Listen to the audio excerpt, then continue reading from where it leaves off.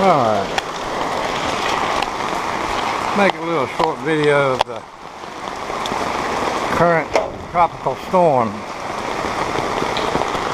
A lot of people in the Philippines are getting flooded. Water coming in their homes. That's the water we got coming in our road. We live on the side of a mountain here, so we're up on an elevation.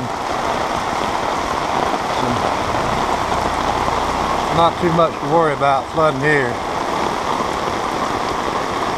Only thing I got to worry about is getting run over by a motorcycle. But as you can see, this is downhill. There's a little river here. Maybe down by the end of the road might be a little higher water standing, but in pretty good shape. High and dry. That's the way I like it.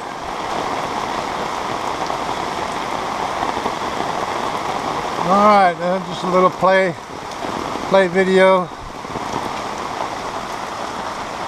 This is the house we live in. This is 3 different apartments.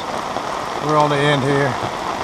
See, got a bunch of mess from the falling debris from the wind earlier. Alright, well there you have it, folks. I got 3 whole subscribers, so I hope y'all enjoy it.